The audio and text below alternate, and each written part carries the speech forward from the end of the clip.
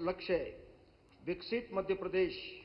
विकसित मध्य प्रदेश का आशय है कि प्रदेश में श्रेष्ठतम अधोसंरचनाओं का विस्तार हो, किसानों की आय में वृद्धि हो, जनता का जीवन खुशहाल हो, शिक्षा व स्वास्थ्य सुविधाएं अंतर्राष्ट्रीय स्तर की हो, महिलाओं में आत्म गौरव के दृढ़ भाव बने, युवाओं के लिए सकारात्मक वातावरण उपलब्ध हो, स्वच्छ जलवायु हो, सामुदायिक सौहार्द में वृद्धि हो एवं जन जीवन व जन संपदा सुरक्षित रहे। मुझे यह अवगत कराते हुए गर्व है कि इस लक्ष्य तक पहुंचने के लिए हमारी सरकार सुचिंतित रणनीति के तहत औद्योगिक विकास पर ध्यान केंद्रित करते हुए समाज के समस्त वर्गों के समावेशी विकास के लिए 4 सर्वस्पर्शी मिशनों गरीब कल्याण मिशन, युवा कल्याण मिशन, किसान कल्याण मिशन एवं नारी कल्याण मिशन के अंतर्गत कार्य कर रही है।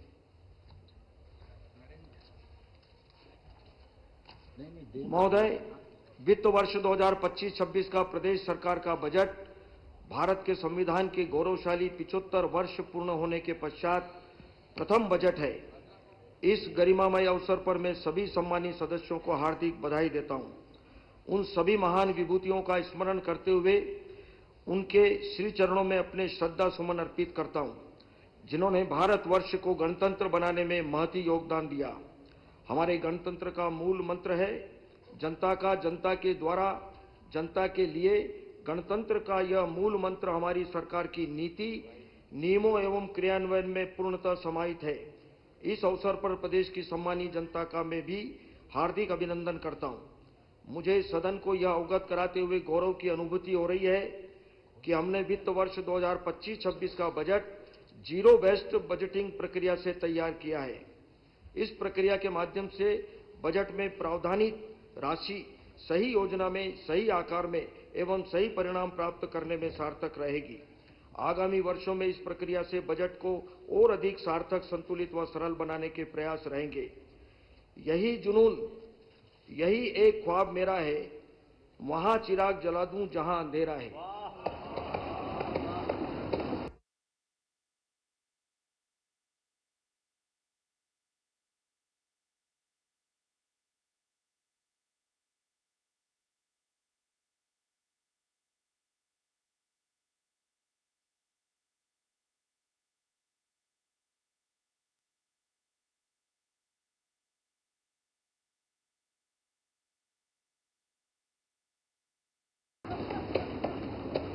हैं जनता व जनप्रतिनिधियों की बेशुमार फरमाइशें हैं, कर सके हम सभी पूरी, ये हमारी कोशिशें हैं।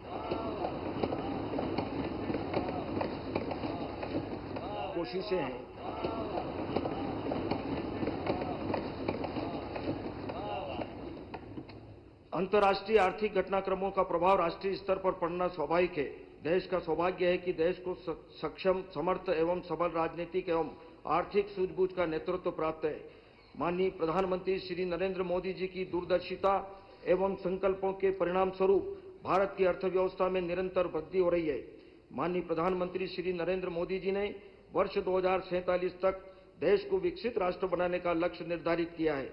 प्रदेश के ऊर्जावान मुख्यमंत्री डॉक्टर मोहन यादव जी के कुशल नेतृत्व में हमारी सरकार ने भी प्रदेश के लिए विकसित मध्य प्रदेश 2047 का विजन डॉक्यूमेंट तैयार किया है। हमारा लक्ष्य है वर्ष 2047 तक राज्य के सकल घरेलू उत्पाद को बढ़ाकर $2 ट्रिलियन अर्थात रुपये 250 लाख करोड़ तक पहुंचाना।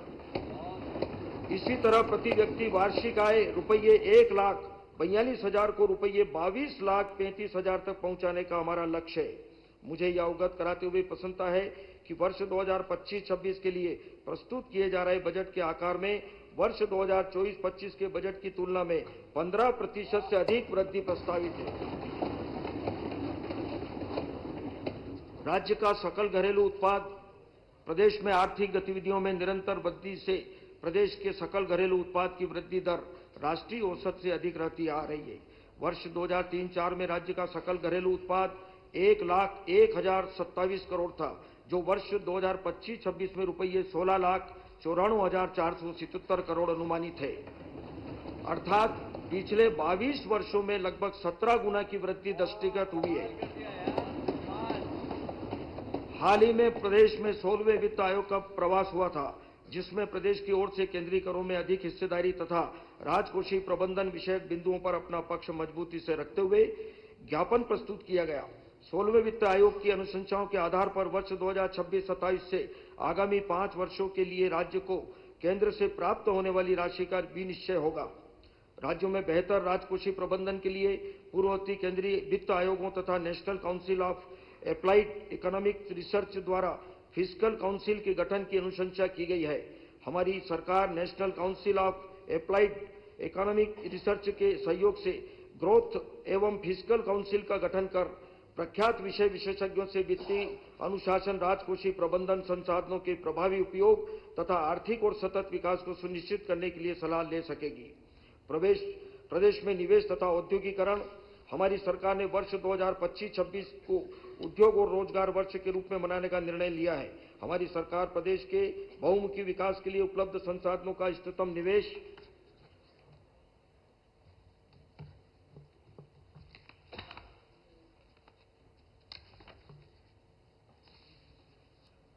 आयोजित, जिसमें 3 निवेश करती आ रही है। इसके परिणाम निकट भविष्य में और अधिक स्पष्ट व प्रभावी रूप से परिलक्षित होने लगेंगे। हमारे प्रदेश की अर्थव्यवस्था कृषि आधारित है एवं विगत वर्षों में कृषि क्षेत्र की विकास दर राष्ट्रीय औसत से अधिक रही है।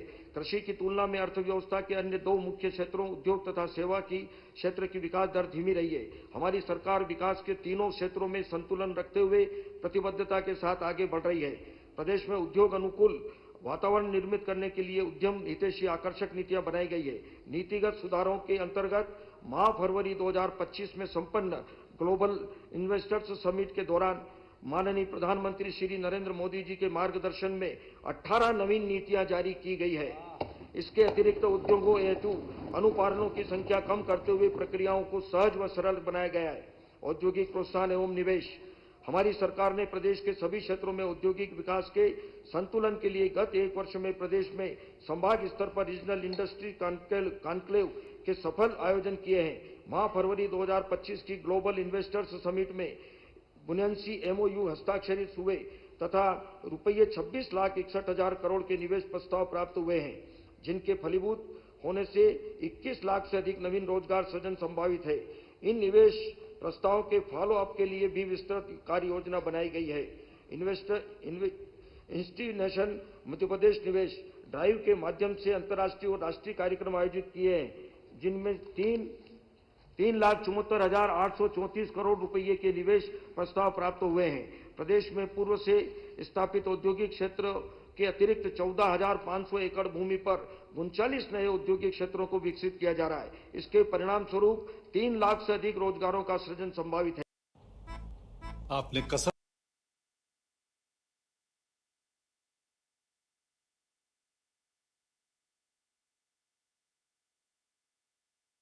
को सीमित करने के निरंतर प्रयास कर रही है। बिजनेस रिफॉर्म एक्शन प्लान के 287 बिंदुओं में से 282 को सफलतापूर्वक लागू कर प्रदेश ईज ऑफ डूइंग बिजनेस में शीर्षस्थ है। GIS आधारित भूमि आवंटन प्रणाली के से उद्योगों को भूमि आवंटन प्रक्रिया अधिक पारदर्शी हुई है तथा आवंटन की समय अवधि भी 59 दिन से घटाकर 29 दिन रह गई है। अब तक 1,880 से अधिक भूखंड इस प्रणाली के माध्यम से आवंटित किए गए हैं। प्रदेश के प्रत्येक जिले में के परंपरागत कौशल को पहचान तथा अंतर्राष्ट्रीय स्तर पर व्यावसायिक स्वरूप दिया जाना हमारी सरकार की प्रतिबद्धता है, जिसका प्रमाण एक जिला एक उत्पाद है। इनमें प्रमुख है अशोकनगर जिले का चंदेरी हैंडलूम, धार का बाग प्रिंट, बालाघाट का चिनोर चावल, रतलाम का रतलामी नमकीन एवं सीहोर के लकड़ी के खिलौने। यह गर्व का विषय है कि हमारे प्रदेश के 19 उत्पादों जैसे चंदेरी, महेश्वर और वारा सिवनी साड़ी, बटीक एवं बाग प्रिंट, रतलामी सेव, मुरैना गजक, शरबती गेहूं, गौंड चित्रकला को भौगोलिक संकेतक GI टैग प्राप्त है। हमारी सरकार टियर 2 शहरों में ग्लोबल कैपेबिलिटी सेंटर GCC को प्रोत्साहित कर रही है। Animation, visual effect, comics, semi conductor निर्माण इकाइयों तथा ड्रोन प्रौद्योगिकी के विस्तार के लिए नवीन नीतियां तैयार की गई है। मुख्यमंत्री उद्यम क्रांति योजना के अंतर्गत इस वर्ष 5,675 लाभार्थियों को लगभग रुपये 378 करोड़ का ऋण प्रदान किया गया। हमारी सरकार ने स्टार्टअप नीति 2025 लागू की है, जिसके अंतर्गत 10,000 स्टार्टअप स्थापित होने की संभावना है। उद्योगों की स्थापना एवं विस्तार के लिए विभिन्न प्रोत्साहन नीतियों के अंतर्गत इंसेंटिव दिए जाने का प्रावधान है, जिसका सकारात्मक प्रभाव रोजगार सृजन तथा राज्य के सकल घरेलू उत्पाद पर पड़ता है। आगामी 5 वर्षों में उद्योगों को लगभग 30,000 करोड़ के इंसेंटिव दिए जाना संभावित है। इस वर्ष उद्योगों को दिए जाने वाले इंसेंटिव हेतु रुपये 3,250 करोड़ का प्रावधान प्रस्तावित है, जो गत वर्ष से रुपये 551 करोड़ अधिक है। प्रदेश के बुनकरों एवं शिल्पियों को प्राचीन उत्कृष्ट बुनाई कला की सुप्रसिद्ध परंपरा को संरक्षित एवं समृद्ध करने, बुनकरों एवं शिल्पियों को सतत रोजगार उपलब्ध कराने, नए लोगों को हथकरघा एवं हस्तशिल्प उद्योग से जोड़ने तथा उनके सामाजिक एवं आर्थिक उत्थान का कार्य किया जा रहा है। गरीब कल्याण, माननीय मुख्यमंत्री डॉक्टर मोहन यादव जी के ऊर्जामय नेतृत्व में हमारी सरकार का 1 वर्ष पूरा होने पर दिनांक 17 दिसंबर 2024 से 26 दिसंबर 2024 की अवधि में जन कल्याण पर्व के रूप में संपूर्ण प्रदेश में मनाया गया। हमारी सरकार काम लगातार, फैसले असरदार की प्रबल इच्छा शक्ति के साथ प्रदेश के विकास में अपना सर्वश्रेष्ठ देने का प्रयास कर रही है। महोदय, हम प्रदेश के अंतिम व्यक्ति तक विकास व कल्याणकारी योजनाओं को पहुंचाने के सतत प्रयास करते आ रही हैं। संभव है कि ये प्रयास पूर्व में स्वाति बूंद की तरह रहे हों, परंतु हमारी सरकार में वही बूंद अब समुद्र का आकार ले चुकी है। सुशासन की दिशा में कदम बढ़ाते हुए हमारी सरकार ने निर्णय लिया कि माननीय मुख्यमंत्री जी की अध्यक्षता में प्रत्येक जिले में जिला विकास सलाहकार समिति का गठन किया जाएगा। समिति में जिले के प्रभारी मंत्री, उपाध्यक्ष तथा समाज के विभिन्न अंगों एवं संस्थाओं के प्रतिनिधि सदस्य होंगे। यह समिति जिले की विकास योजना का रोडमैप तैयार करने तथा दिशा दर्शन का कार्य करेगी। हमारा प्रदेश जनजाति बहुल प्रदेश है, इसलिए हमारी सरकार का सतत प्रयास है कि जनजाति समुदाय अपनी भाषा, साहित्य, संस्कृति, उत्सव एवं परंपराओं को संरक्षित रखते हुए प्रदेश की विकास यात्रा में महत्वपूर्ण भागीदार बने। हमारी सरकार जनजाति वर्ग के प्रतिभावान विद्यार्थियों के भविष्य को और भी बेहतर बनाने हेतु संकल्पित है। इस उद्देश्य से विद्यार्थियों को महत्वपूर्ण प्रतियोगी परीक्षाओं हेतु श्रेष्ठ कोचिंग सुविधा उपलब्ध कराई जा रही है। आकांक्षा योजना के अंतर्गत वर्ष 2025-26 में रुपये 20 करोड़ 52 लाख का प्रावधान प्रस्तावित है। जनजाति वर्ग के विद्यार्थियों के लिए प्रदेश में लगभग 23,000 प्राथमिक शालाएं, 6,800 माध्यमिक शालाएं, 1,100 हाई स्कूल, 900 उच्चतर माध्यमिक विद्यालय, 1,078 आश्रम, 1,032 सीनियर छात्रावास, 210 उत्कृष्ट सीनियर छात्रावास, 197 जूनियर छात्रावास, 154 महाविद्यालय छात्रावास, 63 एकलव्य आदर्श आवासीय विद्यालय, 81 कन्या शिक्षा परिसर एवं 8 आदर्श आवासीय विद्यालय संचालित हैं। छात्रावासों में 1,50,000 से अधिक विद्यार्थी निवासरत हैं। इसके अतिरिक्त आवास भत्ता योजना अंतर्गत रुपये 1,000 से 2,000 प्रति माह की दर से छात्रों को आवास भत्ता दिया जाता है। इस योजना में 1 लाख से अधिक विद्यार्थियों को लाभान्वित किया गया है। जनजाति वर्ग के लगभग 1,92,000 विद्यार्थियों को पोस्ट मैट्रिक छात्रवृत्ति योजना अंतर्गत वर्ष 2024-25 में अब तक रुपये 348 करोड़ का भुगतान किया गया है। जनजाति क्षेत्र के विद्यालयों हेतु उच्च माध्यमिक शिक्षक तथा प्राथमिक शिक्षक संवर्ग में 16,475 पदों पर भर्ती की गई है। जनजाति वर्ग के विद्यार्थियों को विदेश अध्ययन छात्रवृत्ति योजना अंतर्गत 50 विद्यार्थियों को लाभान्वित करने का लक्ष्य है। विशेष पिछड़ी जनजाति वर्ग के बेगा, भारिया एवं सहरिया परिवारों को कुपोषण से मुक्ति दिलाए जाने हेतु आहार अनुदान योजना में परिवार की महिला मुखिया के बैंक खाते में प्रतिमाह रुपये 1,500 दिए जा रहे हैं, जिससे 2,20,000 से अधिक महिलाएं लाभान्वित हो रही है। विशेष पिछड़ी जनजाति बहुल क्षेत्रों में सर्वांगीण विकास सुनिश्चित करने के उद्देश्य से प्रधानमंत्री जनजाति आदिवासी न्याय महाअभियान पीएम जनमन योजना अंतर्गत 53,000 से अधिक आवास निर्मित हो चुके हैं। इस योजना के अंतर्गत विशेष पिछड़ी जनजाति समुदाय के बच्चों की गुणवत्ता युक्त शिक्षा के लिए 22 नवीन छात्रावास शीघ्र प्रारंभ होंगे। इस योजना के क्रियान्वयन में 11 लाख से अधिक हितग्राहियों को लाभान्वित कर हमारा प्रदेश अग्रणी प्रदेशों की पंक्ति में है। जनजाति बहुल क्षेत्र के समग्र विकास के लिए धरती आबा जनजाति ग्राम उत्कर्ष अभियान को प्रदेश में लागू करने का निर्णय लिया गया। इस अभियान के तहत प्रदेश के 267 विकासखंडों के 11,377 गांवों का कायाकल्प किया जाएगा एवं लगभग 19 लाख जनजाति परिवारों सहित 94 लाख प्रदेशवासी लाभान्वित होंगे। इस हेतु वर्ष 2025-26 के लिए रुपये 200 करोड़ का बजट प्रावधान प्रस्तावित है। मैंने अपने विगत बजट भाषण में यह अवगत कराया था कि छिंदवाड़ा में स्वतंत्रता संग्राम सेनानी बादल भोई संग्रहालय एवं जबलपुर में श्री शंकर शाह कुंवर रघुनाथ शाह संग्रहालय का विस्तारीकरण किया जा रहा है। मुझे यह बताते हुए प्रसन्नता है कि इन संग्रहालयों के लोकार्पण से आम जनता जनजाति वर्ग के गौरवमय इतिहास से परिचित हो रही है। वित्त वर्ष 2025-26 में अनुसूचित जनजाति संस्कृति का संवर्धन अनुसंधान एवं विकास योजना के अंतर्गत रुपये 15 करोड़, विशेष पिछड़ी जनजातियों का विकास योजना के अंतर्गत रुपये 100 करोड़, छात्रवृत्तियों के अंतर्गत रुपये 803 करोड़ तथा सीएम राइज विद्यालयों हेतु रुपये 1,617 करोड़ के प्रावधान प्रस्तावित है। हमारी संवेदनशील सरकार ने अनुसूचित जनजाति वर्ग को समाज की मुख्य धारा में लाने के लिए अनुसूचित जनजाति उप योजना अंतर्गत रुपये 47,295 करोड़ का प्रावधान प्रस्तावित किया है, जो वर्ष 2024-25 से रुपये 6,491 करोड़ अधिक है। अनुसूचित जाति वर्ग के युवाओं के स्वरोजगार हेतु संत रविदास स्वरोजगार योजना, डॉक्टर भीमराव अंबेडकर आर्थिक कल्याण योजना तथा सावित्रीबाई फूले स्व सहायता समूह योजना संचालित की जा रही है। अनुसूचित जाति के विद्यार्थियों का आवास सहायता में रुपये 200 करोड़, छात्रावास योजना में रुपये 193 करोड़, छात्रवृत्तियों हेतु रुपये 1,019 करोड़ का प्रावधान प्रस्तावित है। इसके अतिरिक्त अत्याचार निवारण अधिनियम अंतर्गत रुपये 180 करोड़ का प्रावधान प्रस्तावित है। हमारी संवेदनशील सरकार ने अनुसूचित जाति के वर्ग विकास के लिए अनुसूचित जाति उपयोजना अंतर्गत रुपये 32,633 करोड़ का प्रावधान प्रस्तावित किया है, जो वर्ष 2024-25 से रुपये 4,733 करोड़ अधिक है।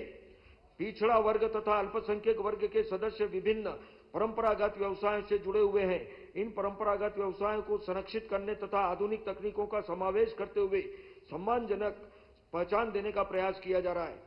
प्रदेश के पिछड़ा वर्ग एवं अल्पसंख्यक वर्ग के युवाओं के शैक्षिक विकास के लिए वर्तमान उपलब्ध छात्रावासों को मेस तथा इंटरनेट जैसी सुविधाओं से सुसज्जित किया जा रहा है। इसके अतिरिक्त छात्रवृत्ति, विदेशों में उच्च शिक्षा हेतु छात्रवृत्ति, शैक्षणिक सामग्री तथा परिवहन भत्ता की सुविधाएं उपलब्ध कराई जा रही है। पिछड़ा वर्ग एवं अल्पसंख्यक कल्याण, विमुक्त घुमक्कड़ एवं अर्ध घुमक्कड़ वर्ग के लिए वर्ष 2025-26 हेतु रुपये 1,786 करोड़ का प्रावधान प्रस्तावित है। सामाजिक एवं आर्थिक कारणों से गरिमापूर्ण जीवन यापन में असमर्थ वर्ग को हर संभव सहायता उपलब्ध कराने में हमारी संवेदनशील सरकार संकल्पित है।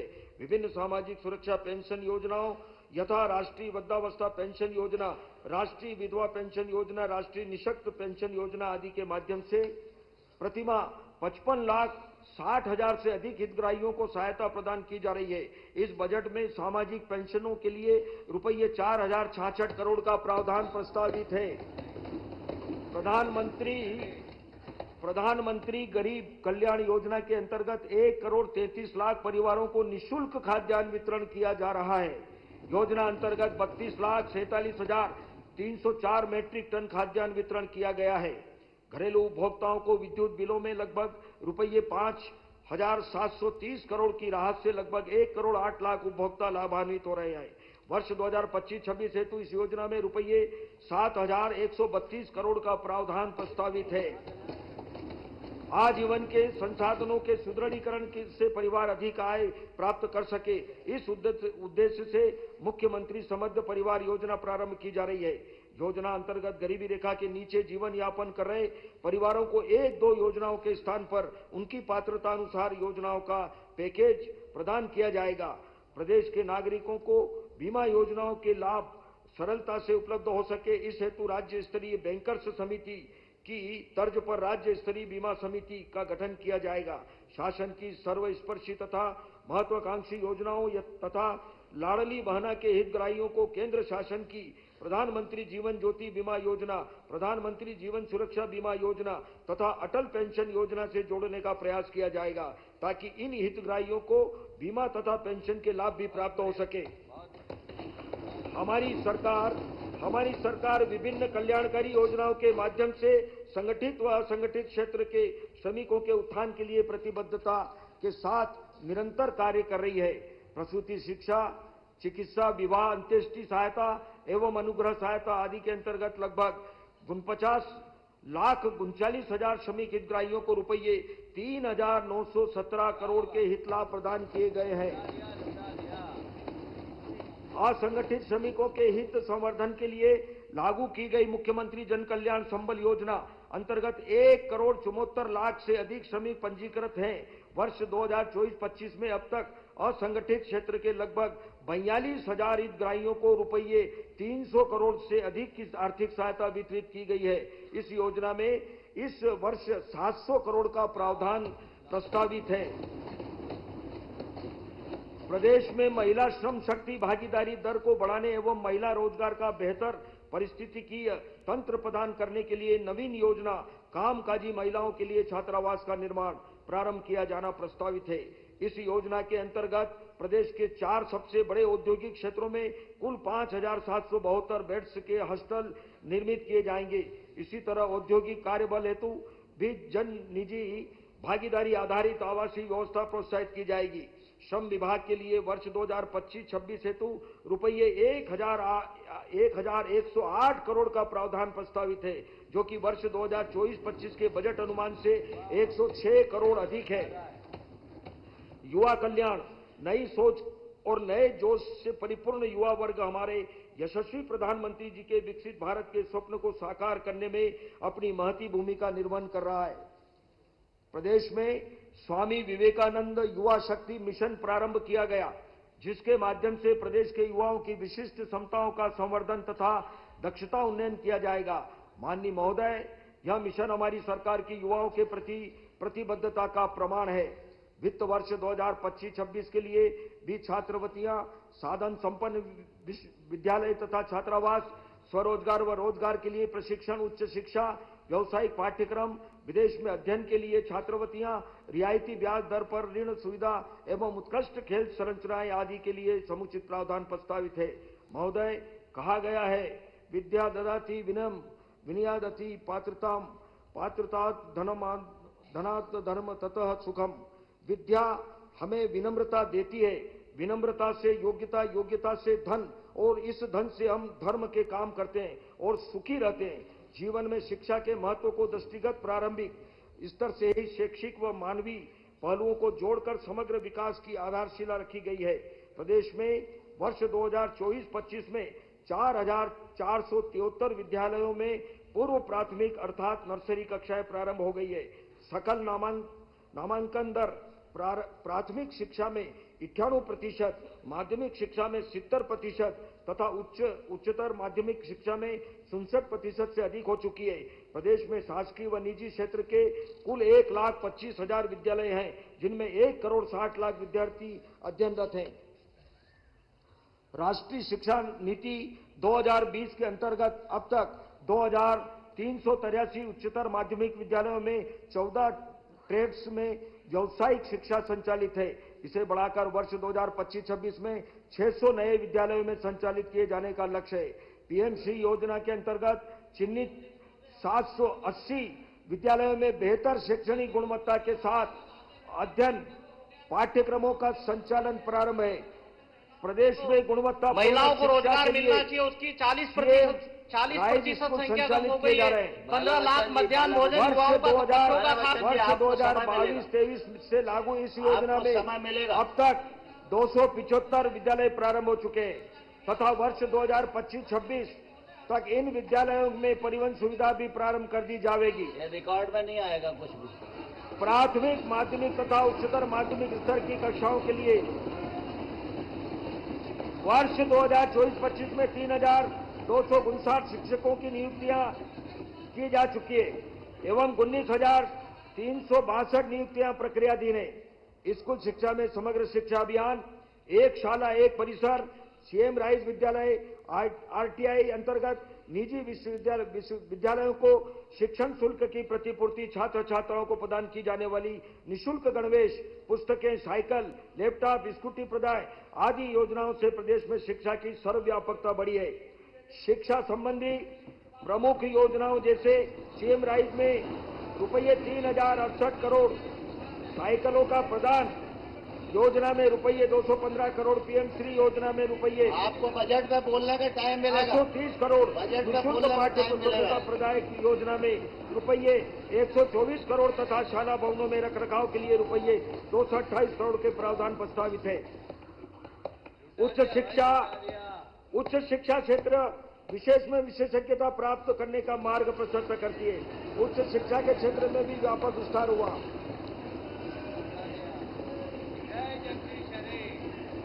प्रदेश में शासकीय व निजी क्षेत्र में 73 विश्वविद्यालय एवं लगभग 1400 महाविद्यालय हैं। प्रधानमंत्री कॉलेज ऑफ एक्सीलेंस के तहत प्रत्येक जिले में एक महाविद्यालय को उत्कृष्टता केंद्र के रूप में विकसित किया गया।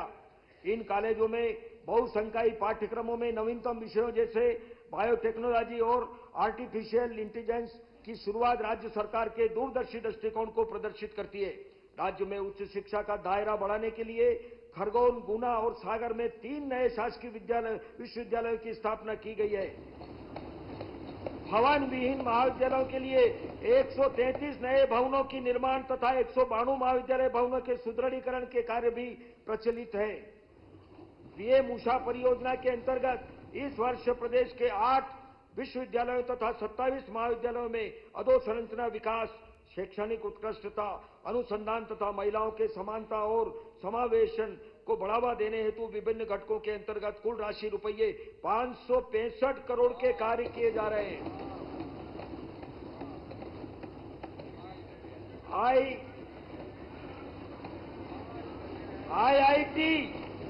आईआईटी इंदौर, आईआईटी जोधपुर एवं आईआईटी दिल्ली के साथ किए गए एमओयू के माध्यम से इंजीनियरिंग के विद्यार्थी हेतु प्रयोगशालाओं का विजिट, लर्निंग रिसोर्स सेंटर्स के उपयोग, निःशुल्क इंटर्नशिप तथा आर्टिफिशियल इंटेलिजेंस जैसी आधुनिक तकनीकों के क्षेत्र में ज्ञानार्जन के अवसर उपलब्ध हुए हैं। बाला बच्चन जी, अभी आपको चर्चा में अवसर मिलेगा। आईआईटी इंदौर के सहयोग से उज्जैन में deep tech research and discovery campus स्थापित किया जा रहा है। आगामी 5 वर्षों में प्रदेश के प्रत्येक संभाग में आईआईटी के स्वरूप की Madhya Pradesh institute of technology संस्थान खोले जाने का लक्ष्य है। इसके अतिरिक्त प्रदेश में डिजिटल यूनिवर्सिटी तथा राष्ट्रीय रक्षा विश्वविद्यालय के परिसर की स्थापना का भी हमारा लक्ष्य है।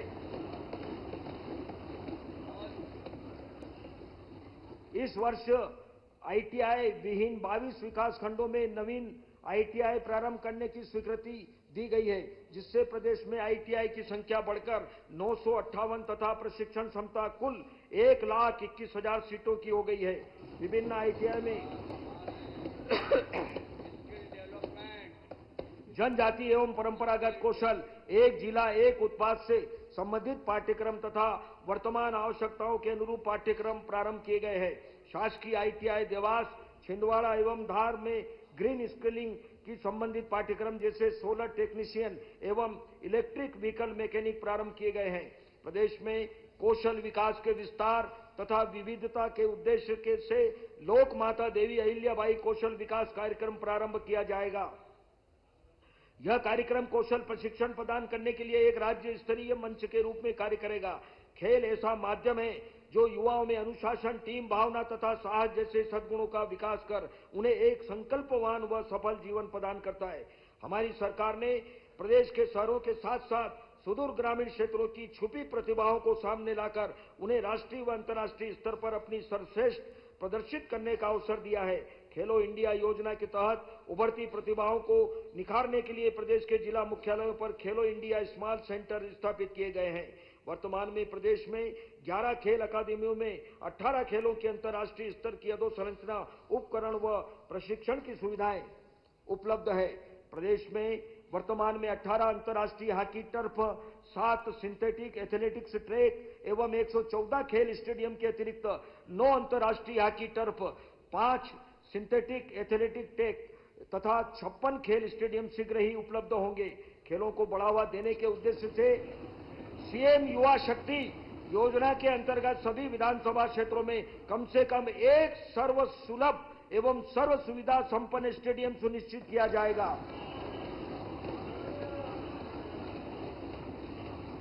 इस योजना हेतु रुपये 25 करोड़ का प्रावधान प्रस्तावित है। नवीन योजना परंपरागत खेलों को प्रोत्साहन अंतर्गत प्रदेश के परंपरागत खेल तथा यथा कबड्डी, खो खो, गिल्ली डंडा, शतरंज, कुश्ती, तीरंदाजी, गदा, पिट्ठू, कंचे आदि की प्रतियोगिताओं का आयोजन समस्त विकास खंडों में भारत सरकार एवं एनआईएस पटियाला के तत्वाधान में किया जाएगा।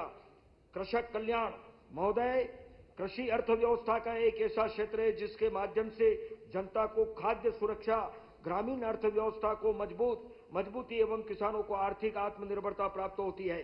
पिछला वर्ष अंतर्राष्ट्रीय मिलेट वर्ष के रूप में मनाया गया था। हमारी सरकार ने इसे आगे बढ़ाते हुए मध्य प्रदेश राज्य मिलेट मिशन के माध्यम से श्री अन्न के उत्पादन को बढ़ावा देने के लिए रानी दुर्गावती श्री अन्न प्रोत्साहन योजना लागू की है। मध्य प्रदेश सरकार कृषकों की आय में वृद्धि करने हेतु कृत संकल्पित है। वर्तमान में प्रधानमंत्री किसान सम्मान निधि के अंतर्गत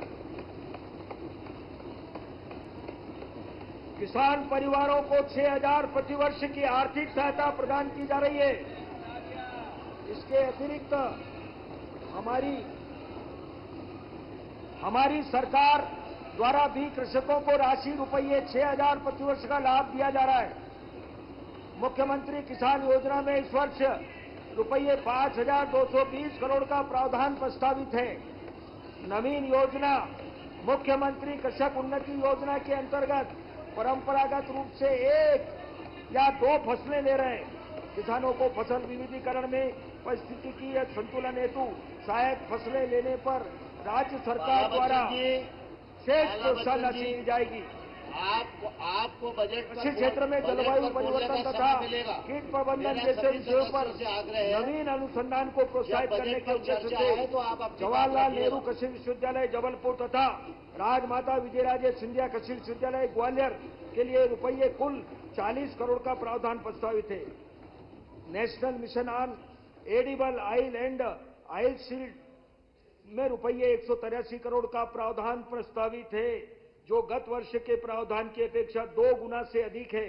कृषि उपभोक्ताओं को विद्युत बिल में दी जा रही राहत को निरंतर रखा गया है, जिससे लगभग 37 लाख किसान लाभान्वित हो रहे हैं। इस मद में रुपये 19,208 करोड़ का प्रावधान प्रस्तावित है।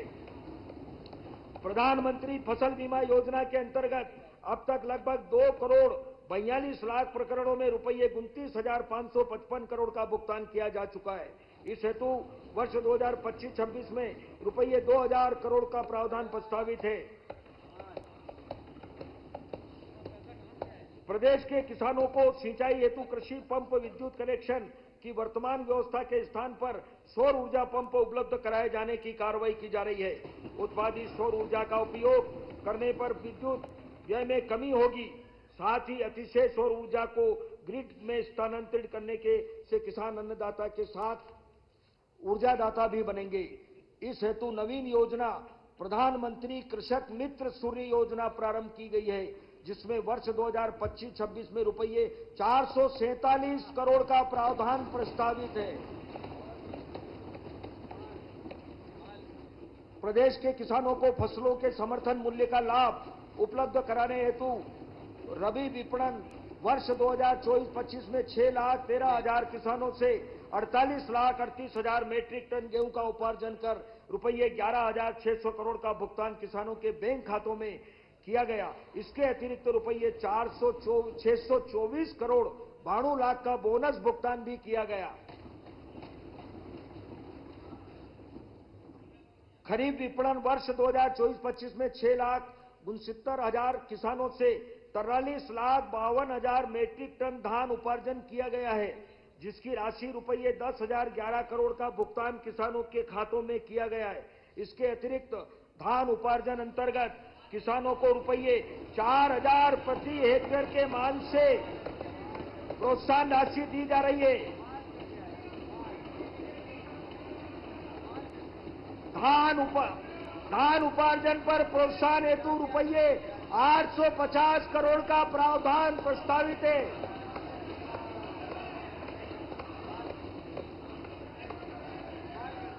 प्रदेश में फल फूल एवं सब्जी के उत्पादन के लिए नवीनतम प्रणालियां तथा इन उत्पादों के बेहतर विपणन व मूल्य के लिए खाद्य प्रसंस्करण प्रोत्साहित किया जा रहा है। प्रधानमंत्री सूक्ष्म खाद्य उद्यम उन्नयन योजना के अंतर्गत 4,416 इकाइयां को लाभान्वित किया गया। पर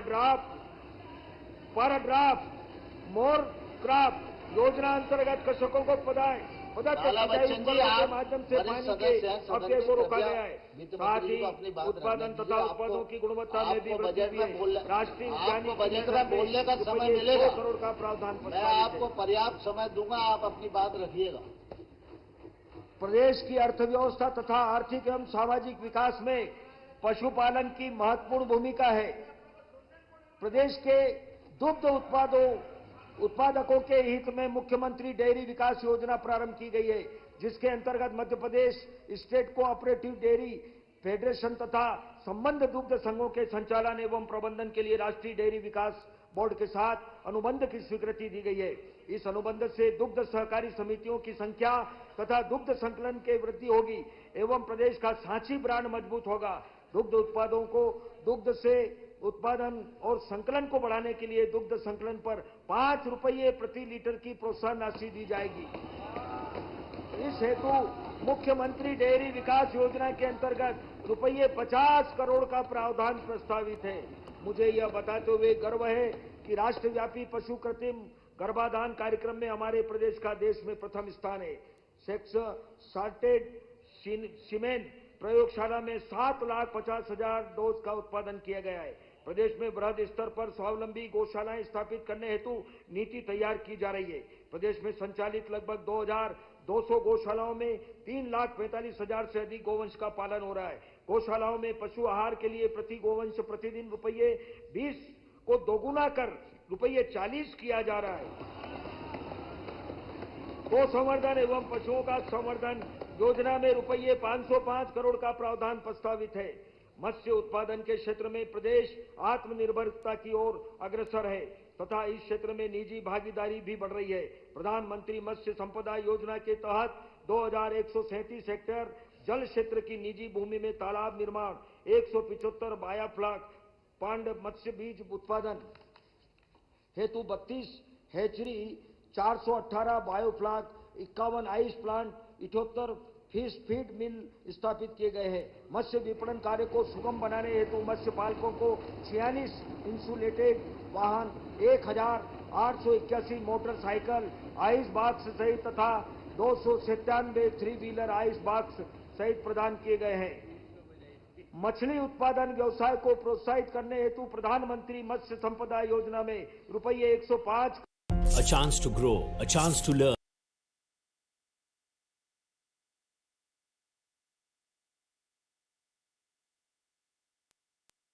की शक्ति अभय जी, तथा कृपया सामूहिक बैठ जाइए, प्रयासों कृपया में बैठ निहित जाइए। ये है। प्रैक्टिस प्रदेश ठीक में नहीं कुल है। 4,500 प्राथमिक सहकारी समितियां क्रियाशील है। वर्ष 2024-25 में इन समितियों के माध्यम से लगभग 33 लाख किसानों को रुपये 19,895 करोड़ का अल्पकालीन शून्य ब्याज दर उपलब्ध कराया गया। सहकारी बैंकों के माध्यम से कृषकों को अल्पकालीन ऋण पर ब्याज अनुदान योजना हेतु रुपये 694 करोड़ का प्रावधान प्रस्तावित है। प्रदेश में अब तक कुल 69,63,000 किसान क्रेडिट कार्ड जारी किए गए हैं। प्रदेश के 5,34,000 पशुपालकों को किसान क्रेडिट कार्ड जारी किए गए हैं। प्रदेश के मत्स्य पालकों को 1,10,000 से अधिक किसान क्रेडिट कार्ड उपलब्ध कराए जा चुके हैं। मत्स्य पालक कृषकों के 83,840 प्रकरण स्वीकृत कर रुपये 236 करोड़ 74 लाख की 7 सीमा स्वीकृत की गई है। कृषि एवं समृद्ध सेवाओं का वर्ष 2011-12 से वर्ष 23-24 में राज्य के सकल मूल्य वर्धन जीबीए में योगदान 34% से बढ़कर 46% हो गया है। मुझे बताते हुए गर्व है कि इसी अवधि में कृषि क्षेत्र में राष्ट्रीय स्तर पर प्रदेश का योगदान 6% से बढ़कर लगभग 12.5% हो गया है। बजट में कृषि एवं संबद्ध क्षेत्रों के लिए रुपये 58,257 करोड़ का प्रावधान प्रस्तावित है, जो वर्ष 2024-25 के प्रावधान से रुपये 13,409 करोड़ अधिक है। नारी कल्याण, यत्र नार्यस्तु पूज्यन्ते रमन्ते तत्र देवता के सूत्र वाक्य को हमारी सरकार ने प्रेरणा के रूप में लिया है। हमारी सरकार द्वारा नारी कल्याण से संबंधित प्रमुख योजनाएं जैसे गर्भधारण पर देखभाल, प्रसव पर आर्थिक सहायता, लाडली लक्ष्मी, शैशव काल के लिए आंगनवाड़ियां, निःशुल्क शिक्षा व अन्य शैक्षणिक सुविधाएं, उच्च शिक्षा के लिए प्रोत्साहन, जीविका उपार्जन एवं आर्थिक आत्मनिर्भरता के लिए स्वरोजगार एवं शासकीय सेवाओं में आरक्षण, विवाह तथा निकाह योजना, आवास योजनाओं का लाभ, स्थायी संपत्तियों के क्रय पर पंजीकरण शुल्क में विशेष छूट, लाडली बहना योजना तथा विभिन्न पेंशन योजनाएं सफलतापूर्वक संचालित की जा रही है। वर्ष 2024-25 में लाडली लक्ष्मी योजना 2.0 अंतर्गत 2,43,396 बालिकाओं का पंजीकरण किया गया। लाडली लक्ष्मी योजना अंतर्गत प्रारंभ से अब तक रुपये 12,932 करोड़ का निवेश किया जा चुका है। वर्तमान में लाडली बहना योजना में पंजीकृत महिलाओं की संख्या लगभग 1,27,00,000 है। इस योजना के लिए रुपये 18,669 करोड़ का प्रावधान प्रस्तावित है।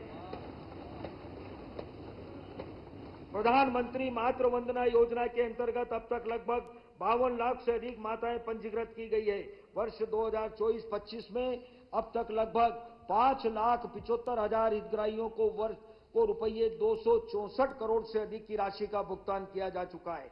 प्रदेश में संचालित 57 वन स्टॉप सेंटर पर हिंसा से पीड़ित महिलाओं और बालिकाओं को एक ही छत के नीचे सभी आवश्यक सेवाएं जैसे आश्रय, पुलिस सहायता, विधिक सहायता तथा चिकित्सा आदि उपलब्ध कराई जाती है। इस वर्ष लगभग 22,000 महिलाओं को सहायता दी गई है। महिला सशक्तिकरण की दिशा में एक महत्वपूर्ण पहल करते हुए मध्य प्रदेश पर्यटन विकास निगम ने पचमढ़ी स्थित होटल अमलतास का संचालन महिलाओं को सौंपा है। गर्व की बात है कि यह देश का पहला होटल है जिसका संचालन पूरी तरह से महिलाओं द्वारा किया जा रहा है। मुख्यमंत्री बाल आरोग्य संवर्धन कार्यक्रम के तहत 14,64,000 पंजीकृत गंभीर कुपोषित बच्चों में से लगभग 86% बच्चों के पोषण स्तर में सुधार हुआ है। प्रदेश में कुल 12,670 मिनी आंगनवाड़ियों को उन्नत कर पूर्ण आंगनवाड़ियों में परिवर्तित किया गया है। माननीय प्रधानमंत्री श्री नरेंद्र मोदी जी की प्रेरणा से सक्षम आंगनवाड़ी एवं पोषण 2.0 योजना के अंतर्गत 24,662 आंगनवाड़ी केंद्रों को सक्षम आंगनवाड़ी केंद्र के रूप में उन्नत किया जा रहा है। पोषण 2.0 योजना के लिए रुपये 223 करोड़ का प्रावधान प्रस्तावित है। स्वास्थ्य एवं महिला बाल विकास विभाग की ग्राम स्तरीय सेवाओं की गुणवत्ता में सुधार, प्रभावी अनुश्रवण एवं हितग्राहियों को एक ही स्थान से विभिन्न सेवाओं की उपलब्धता सुनिश्चित करने के उद्देश्य से स्वास्थ्य एवं आंगनवाड़ी सेवाओं हेतु एकीकृत अधोसंरचना योजना प्रारंभ की जा रही है। योजना अंतर्गत यथासंभव उप स्वास्थ्य केंद्र एवं आंगनवाड़ी केंद्रों का संयुक्त भवन तैयार किया जाएगा। प्रधानमंत्री जनजाति न्याय महाअभियान के तहत प्रदेश के 20 जिलों में 217 आंगनवाड़ी केंद्रों के भवन निर्माण की स्वीकृति दी गई है। वर्ष 2025-26 में आंगनवाड़ी केंद्रों के भवन निर्माण हेतु रुपये 350 करोड़ का प्रावधान प्रस्तावित है। इसी प्रकार आंगनवाड़ी सेवाओं के लिए रुपये 3,729 करोड़ का प्रावधान प्रस्तावित है। वित्त वर्ष 2025-26 के लिए मुख्यमंत्री श्रमिक सेवा प्रसूति सहायता, छात्राओं को साइकिलों का प्रदाय, मुख्यमंत्री स्कूटी योजना सहित नारी शक्ति संबंधी विभिन्न योजनाओं के लिए वर्ष 2025-26 में रुपये 26,797 करोड़ का प्रावधान प्रस्तावित है। अधोसंरचना विस्तार तथा संधारण। महोदय, मैंने अपने बजट भाषण के प्रारंभ में विकसित मध्य प्रदेश की लक्ष्य प्राप्ति हेतु आवश्यक औद्योगिक निवेश तथा प्रदेश के समावेशी विकास के लिए प्रारंभ किए गए 4 मिशनों से अवगत कराया है। इस लक्ष्य को प्राप्त करने में सुदृढ़ अधोसंरचना की महत्वपूर्ण भूमिका होगी। अतः मैं प्रदेश में अधोसंरचना से संबंधित कार्यों एवं प्रस्तावों को सदन के समक्ष प्रस्तुत कर रहा हूं। वर्ष 2020-21 में केंद्र सरकार द्वारा प्रारंभ पूंजीगत व्यय के लिए विशेष केंद्रीय सहायता योजना में हमारा प्रदेश अग्रणी प्रदेश रहा है। वित्तीय वर्ष 2023-24 में प्रदेश का कुल पूंजीगत परिव्यय रुपये 57,348 करोड़ था। माननीय अध्यक्ष महोदय, एक मिनट। हमारे भारत सरकार के यशस्वी कृषि मंत्री, हमारे पूर्व मुख्यमंत्री श्रीमान शिवराज सिंह जी चौहान दर्शक दीर्घा में मौजूद हैं। मैं उनका स्वागत करता हूं, अभिनंदन करता हूं।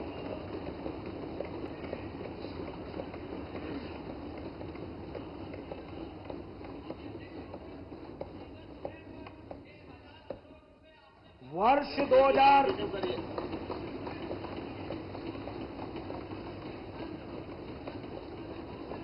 2020-21 में केंद्र सरकार द्वारा प्रारंभ पूंजीगत व्यय के लिए विशेष केंद्रीय सहायता योजना में हमारा प्रदेश अग्रणी प्रदेश रहा है।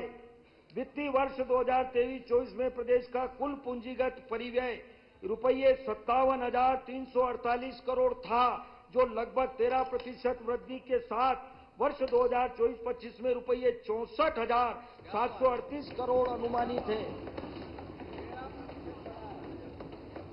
जिसे वर्ष 2025-26 में 31% बढ़ाकर रुपये 85,076 करोड़ किया जाना प्रस्तावित है।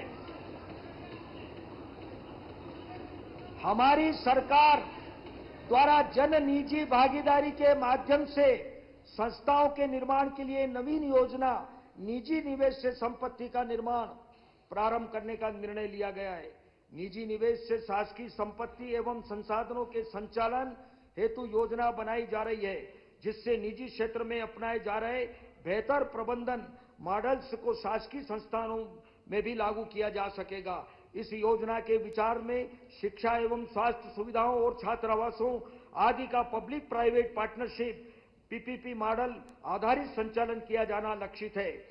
एक नवाचारी वित्तीय उपकरण के रूप में प्रदेश में सोशल इंपैक्ट बॉन्ड जारी किए जाएंगे, जिसमें सामाजिक सेवा प्रदाता हितग्राहियों को सेवा प्रदान करने के लिए रिस्क फंडर्स के धन जुटाता नेशनल स्टॉक एक्सचेंज का सोशल स्टॉक एक्सचेंज उक्त संपूर्ण कार्य को संपादित करने के लिए एक कॉमन प्लेटफॉर्म के रूप में कार्य करता है।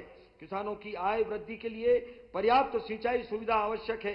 प्रदेश में सिंचाई सुविधा के विस्तार हेतु अभूतपूर्व कार्य हो रहे हैं। नहरों के माध्यम से उपलब्ध कराए जा रहे सिंचाई जल के वाष्पीकरण एवं अन्य मानवीय हस्तक्षेपों के कारण हो रहे जल अपव्यय को कम करने की दिशा में कार्य किए जा रहे हैं। सूक्ष्म सिंचाई पद्धति एवं दाब युक्त पाइपों के माध्यम से सिंचाई जल के उपयोग को प्रोत्साहन दिया जा रहा है। प्रदेश में उपलब्ध सिंचाई सुविधा को वर्ष 2029 तक 100 लाख हेक्टेयर किया जाएगा।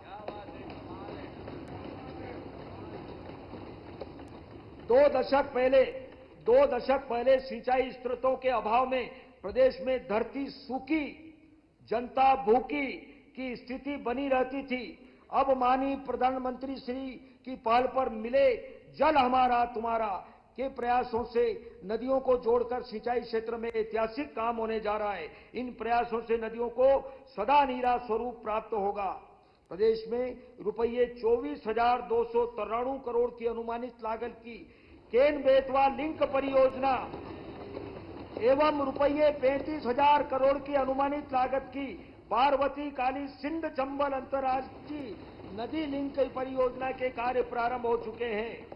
ताप्ती नदी पर ताप्ती बेसिन मेगा रिचार्ज योजना के लिए महाराष्ट्र सरकार से सहमति वार्ता प्रचलित है। वर्ष 2025-26 में 19 बृहद एवं माध्यम तथा 87 लघु सिंचाई परियोजनाएं प्रस्तावित है, जिनमें आगामी समय में 7,20,000 हेक्टेयर क्षेत्र सिंचित हो सकेगा। सिंचाई परियोजना के निर्माण व संधारण के लिए वर्ष 2025-26 में रुपये 17,863 करोड़ का प्रावधान प्रस्तावित है, जो वर्ष 2024-25 से 24% अधिक है। नागरिक सुविधा एवं औद्योगिकरण में वृद्धि के दृष्टिगत वित्त वर्ष 2024-25 में 3,750 किलोमीटर सड़क निर्माण तथा उन्नयन 850 किलोमीटर सड़क नवीनीकरण एवं 42 पुलों तथा रेलवे ओवरब्रिज के निर्माण पूर्ण किए गए हैं। रेलवे क्रॉसिंग पर यातायात बाधित होने से समय एवं ईंधन के अपव्यय को रोकने हेतु रेलवे ओवरब्रिज, आरओबी एवं रेलवे अंडरब्रिज आरयूबी के निर्माण कार्य रेलवे से समन्वय कर प्राथमिकता से कराए जा रहे हैं। प्रदेश में रुपये 4,251 करोड़ लागत के कुल 116 नवीन रेलवे ओवरब्रिज निर्माण कार्य प्रगति पर है। Road network, expressway, metro, elevated corridor जैसी अनेक परियोजनाओं के साथ प्रदेश अधोसंरचना विकास में तेजी से आगे बढ़ रहा है। भोपाल, देवास, ग्वालियर, जबलपुर, सतना एवं इंदौर में एलिवेटेड कॉरिडोर के निर्माण कार्य प्रगतिरत है। उज्जैन जावरा 4 लेन के निर्माण से उज्जैन, इंदौर एवं आसपास के क्षेत्र मुंबई, दिल्ली 8 लेन कॉरिडोर से जुड़ जाएंगे। माननीय राष्ट्रपति जी के कर कमलों से रुपये 1,692 करोड़ की अनुमानित लागत के उज्जैन इंदौर 6 लेन मार्ग का भूमि पूजन हो चुका है। प्रदेश के सड़क निर्माण में नवीन तकनीकों का उपयोग किया जा रहा है। पर्यावरण संरक्षण की दृष्टि से फुल हेल्थ रिक्लेमेशन पद्धति द्वारा ग्वालियर, गुना, दतिया जिलों में सड़कों का निर्माण प्रायोगिक तौर पर प्रारंभ किया गया। Jet patcher, velocity patcher, infrared, micro surfacing पद्धति से सड़कों की मरम्मत, व्हाइट टॉपिंग तकनीक से सीमेंट कंक्रीट सड़कों का निर्माण किया जा रहा है। प्रदेश में आगामी 5 वर्षों में 1 लाख किलोमीटर सड़क बनाई जाने का लक्ष्य है। इसी तरह प्रदेश में आगामी 5 वर्षों में 500 रेल ओवरब्रिज एवं फ्लाईओवर निर्मित किए जाएंगे। इस वर्ष 3,500 किलोमीटर नवीन सड़कें तथा 70 पुल पुलिया बनाने जाने का लक्ष्य है। प्रधानमंत्री ग्राम सड़क योजना अंतर्गत वित्त वर्ष 2024-25 में लगभग 1,000 किलोमीटर सड़कों के निर्माण एवं लगभग 5,200 किलोमीटर सड़कों के नवीनीकरण का लक्ष्य पूर्ण होगा। मुख्यमंत्री ग्राम सड़क योजना के अंतर्गत अब तक 8,631 ग्रामों को 19,472 किलोमीटर लंबाई की सड़कें निर्मित कर 12मासी मार्ग से जोड़ा जा चुका है। अनुभव में यह भी आया है कि कतिपय ग्राम पंचायतों में अभी भी कई बसाहटें ऐसी हैं जिनमें मुख्य सड़क मार्ग से ग्राम पंचायतों में पहुंचने हेतु सड़क उपलब्ध नहीं है। अतः ग्रामवासियों को सुविधाजनक मार्ग उपलब्ध कराने हेतु नवीन योजना मुख्यमंत्री मजरा टोला सड़क योजना प्रारंभ की जा रही है। इस योजना के लिए वर्ष 2025-26 में रुपये 100 करोड़ का प्रावधान प्रस्तावित है। प्रधानमंत्री सड़क योजना के प्रथम चरण में निर्मित मार्गों को एक रेखण में पूर्व से निर्मित पुल पुलिया, वेंटेड काजवे में से कुछ संरचनाओं के क्षतिग्रस्त हो जाने अथवा वर्षा काल में जलमग्न हो जाने से 12मासी सड़क संपर्क प्रभावित होता है। अतः एक नवीन योजना क्षतिग्रस्त पुलों का पुनर्निर्माण योजना प्रारंभ की जा रही है। इस योजना के लिए वर्ष 2025-26 में रुपये 100 करोड़ का प्रावधान प्रस्तावित है। सड़कों एवं पुलों के निर्माण एवं संधारण के लिए वर्ष 2025-26 में रुपये 16,436 करोड़ का प्रावधान प्रस्तावित है, जो वर्ष 24-25 से 34% अधिक है। भारत सरकार द्वारा जल जीवन मिशन के माध्यम से पूरे देश में जल क्रांति का श्री गणेश किया गया है। मुझे अवगत कराते हुए प्रसन्नता है कि इस मिशन के 40% का भ्रष्टाचार है, पहले घोटाले की जांच तो करवा ले। रुपये 71,000 करोड़ लागत की 27,990 एकल तथा 143 नल जल योजनाओं के लिए प्रशासकीय स्वीकृतियां जारी की जा चुकी है। माननीय प्रधानमंत्री जी एवं माननीय वित्त मंत्री भारत सरकार का मैं हृदय से आभारी हूं कि जल जीवन मिशन के कार्यों के लिए भारत सरकार की सहभागिता को वर्ष 2028 तक के लिए बढ़ा दिया गया है। इस वर्ष जल जीवन मिशन के लिए रुपये 17,135 करोड़ का प्रावधान प्रस्तावित है। प्रदेश के औद्योगिकरण के लक्ष्य की प्राप्ति के लिए प्रदेश में ऊर्जा के उत्पादन व उपलब्धता को और अधिक सुदृढ़ किया जा रहा है। यह हमारी सरकार के प्रयासों के परिणाम ही है कि आज प्रदेश के सुदूर तथा दुर्गम स्थलों पर भी विद्युत की अबाध उपलब्धता है। प्रदेश में विद्युत उपलब्धता क्षमता 24,108 मेगावाट हो चुकी है। दिनांक 20 दिसंबर 2024 को प्रदेश के इतिहास में सर्वाधिक 18,913 मेगावाट की आपूर्ति की गई। प्रदेश में पारेषण हानि मात्र 2.61% रह गई, जो पूरे देश में न्यूनतम है। निर्बाध विद्युत आपूर्ति के लिए revamped distribution sector scheme RDSS योजना को वर्ष 2025-26 तक पूर्ण किए जाने का लक्ष्य है। इस योजना के अंतर्गत प्रीपेड स्मार्ट मॉनिटरिंग, वितरण हानि में कमी तथा विद्युत उपकेंद्रों के सुदृढ़ीकरण जैसे कार्य किए जा रहे हैं। विद्युत व्यवस्था अधोसंरचना के सुदृढ़ीकरण हेतु वर्ष 2024-25 में 6 नए अति उच्च दाब उपकेंद्र, 33/11 किलोवाट के 126 उपकेंद्र, 862 सर्किट किलोमीटर की अति उच्च दाब लाइन, 6,120 किलोमीटर HT लाइन एवं 7,710 किलोमीटर वितरण लाइन के केबलीकरण के कार्य पूर्ण किए गए हैं। प्रदेश के नवकरणीय ऊर्जा की स्थापना क्षमता में भी अभूतपूर्व वृद्धि की है। विगत 12 वर्षों में नवकरणीय ऊर्जा के उत्पादन में 14 गुना वृद्धि हुई है। शाजापुर में 450 मेगावाट क्षमता का सोलर पार्क विकसित किया जा रहा है। 278 मेगावाट क्षमता की ओंकारेश्वर फ्लोटिंग सोलर परियोजना से विद्युत उत्पादन प्रारंभ हो चुका है। मध्य प्रदेश व उत्तर प्रदेश के मध्य 2000 मेगावाट क्षमता का सोलर पार्क विकसित किया जाएगा। मुरैना में प्रदेश के प्रथम सोलर पावर स्टोरेज संयंत्र की स्थापना की जा रही है। प्रधानमंत्री जनमन योजना के तहत प्रदेश के 2060 आदिवासी बहुल ग्रामों में सौर ऊर्जीकृत किए जाने का लक्ष्य है। ऊर्जा क्षेत्र के लिए वर्ष 2025-26 में रुपये 19,000 करोड़ का प्रावधान प्रस्तावित है। प्रदेश में वायु सेवा के माध्यम से यात्रा सुविधाओं का विस्तार किया जा रहा है, जिससे प्रदेश के शहरों तथा देश के महत्वपूर्ण शहरों के मध्य आवागमन शीघ्र तथा सुगम होगा। रीजनल कनेक्टिविटी योजना उड़ान के अंतर्गत प्रदेश के छिंदवाड़ा, नीमच, शहडोल, शिवपुरी, खंडवा, मंडला, झाबुआ एवं उज्जैन हवाई पट्टियों का विकास प्रगतिरत है। दतिया हवाई पट्टी को विमानतल के रूप में हवाई पट्टी विकसित पे किया कुत्ते गया घूम रहे है। हैं, गाय गोबर कर रही है, एवं हवाई पट्टी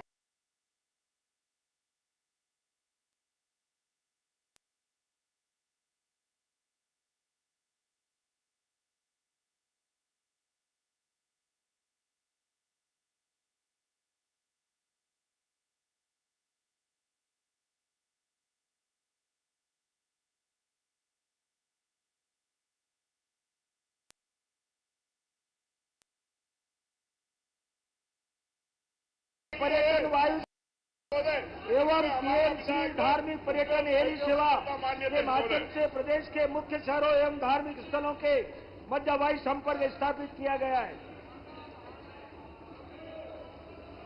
नगरीय विकास प्रदेश की विशिष्ट पहचान नगरों में उपलब्ध अधोसंरचनाओं एवं सुविधाओं के आधार पर होती है।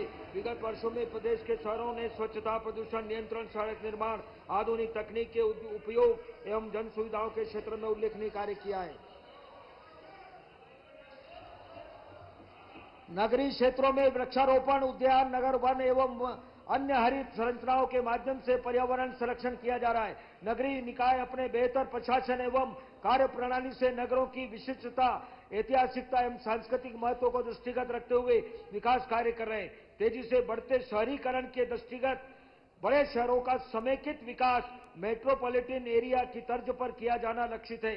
प्रदेश की खनन राजधानी कहे जाने वाले सिंगरौली को खनन के साथ विकास के मद्देनजर एक नए नगर के रूप में विकसित किया जा रहा है, जिससे लगभग 50,000 नागरिकों को एक नवीन सुव्यवस्थित नगर की सुविधाएं मिल सकेगी।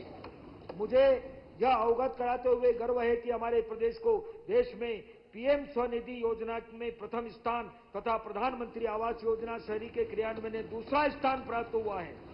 स्वच्छता सर्वेक्षण 2023 में प्रदेश को जहां दूसरे स्वच्छतम राज्य का सम्मान प्राप्त हुआ है, वहीं इंदौर को 7वीं बार स्वच्छतम शहर का सम्मान प्राप्त हुआ है। भोपाल को देश की स्वच्छतम राजधानी होने का सम्मान प्राप्त हुआ है।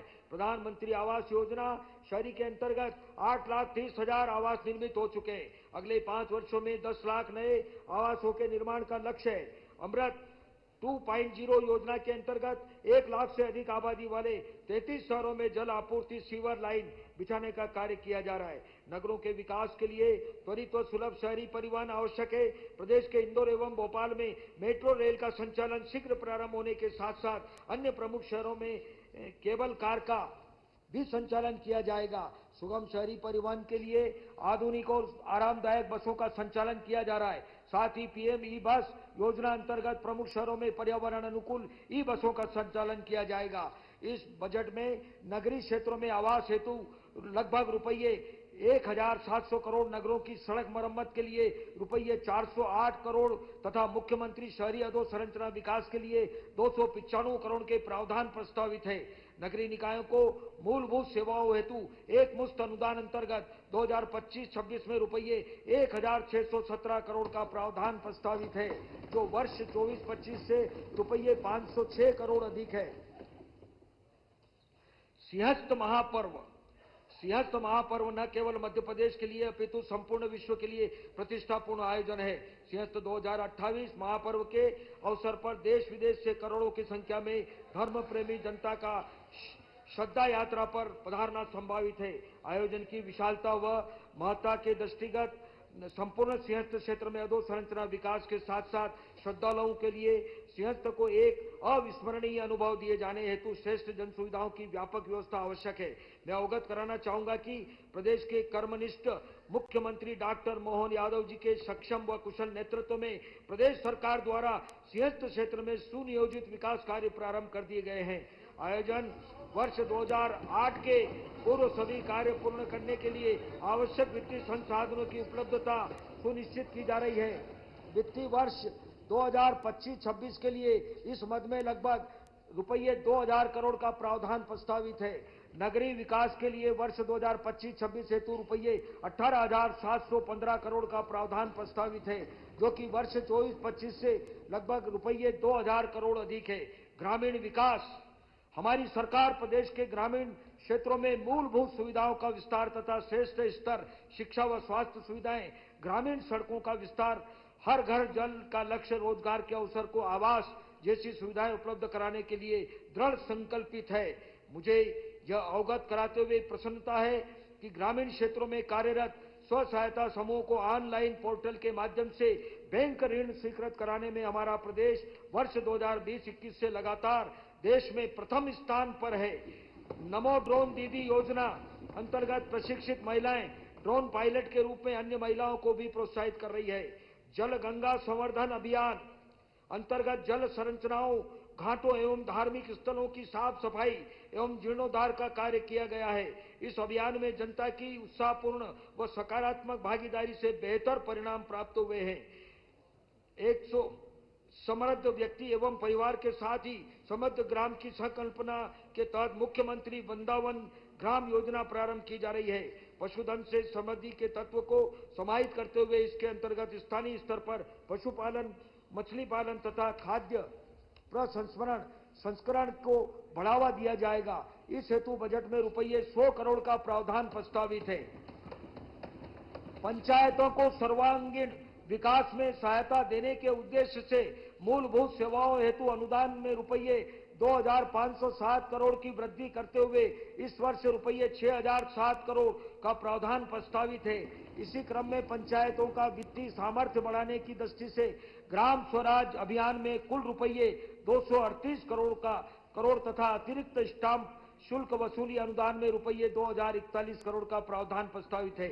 ग्रामीण विकास से संबंधित महत्वपूर्ण योजनाओं तथा प्रधानमंत्री आवास योजना के लिए रुपये 4,400 करोड़, महात्मा गांधी राष्ट्रीय ग्रामीण रोजगार गारंटी योजना के लिए रुपये 4,050 करोड़, प्रधानमंत्री जनमन योजना आवास के लिए रुपये 1,100 करोड़, प्रधानमंत्री जनमन योजना सड़क के लिए 1,056 करोड़, प्रधानमंत्री पोषण शक्ति निर्माण के लिए रुपये 960 करोड़, राष्ट्रीय ग्रामीण आजीविका मिशन के लिए रुपये 800 करोड़, स्वच्छ भारत मिशन के लिए रुपये 594 करोड़ तथा प्रधानमंत्री कृषि सिंचाई योजना के लिए रुपये 274 करोड़ के प्रावधान प्रस्तावित है।